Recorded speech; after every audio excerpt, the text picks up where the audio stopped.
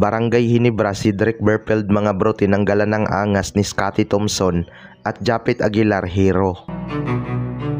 So isang makapigil hiningang laban nga ang pinakita ng Barangay Ginebra at Blackwater Bossing mga bro.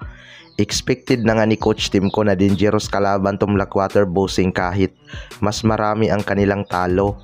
Kontrolado pa nga ng Blackwater Bossing ang first half.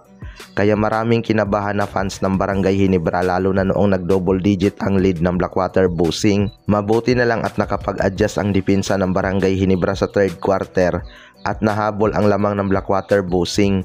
Pagdating ng fourth quarter mga bro, dito na nga mas sumara pa ang laban dahil walang ang gustong magpatalo kaya palitan lang ng puntos ang dalawang kupunan hanggang sa last minutes ng laban sa 23 seconds left.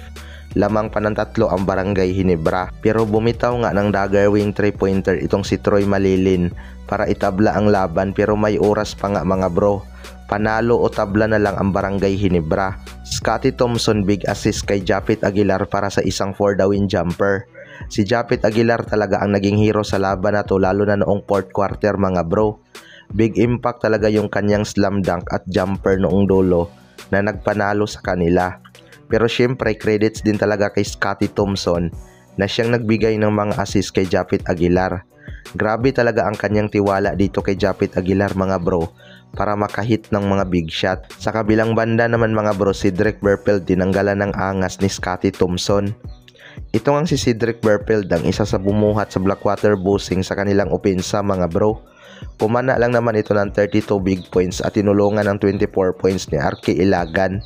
Silang dalawa talaga ang nagpahirap sa Barangay Ginebra kaya naging dikit lang ang laban hanggang dulo. Silang dalawa din ni Scottie Thompson ang nagbabantayan mga bro kaya noong naisahan ni Cedric Berpeld si Scottie Thompson at tinirahan ng 3-point shot harap-harapan. Parang niyabangan niya nga si Scottie Thompson, bagay na hindi nagustuhan ng ibang fans.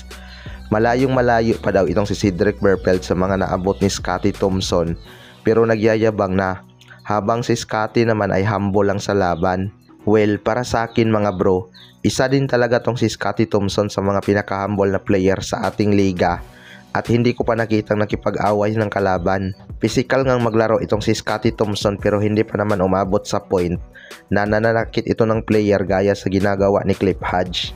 Marami pa talagang kakaining bigas tong si Cedric Berpeld bago magyabang kay Scottie Thompson mga bro dahil wala pa nga sa kalahati ni Scottie Thompson itong si Cedric Berpeld. Kita naman natin kahit maraming clutch basket itong si Scottie Thompson lalo na noong naka back-to-back threes ito, hindi niya nga pinakitaan ng yabang si Cedric Berpeld at pinagbayad niya na lang ito sa dulo dahil galing nga sa assist ni Scottie ang naipasok ni Japit Aguilar para silyuhan ang kanilang panalo.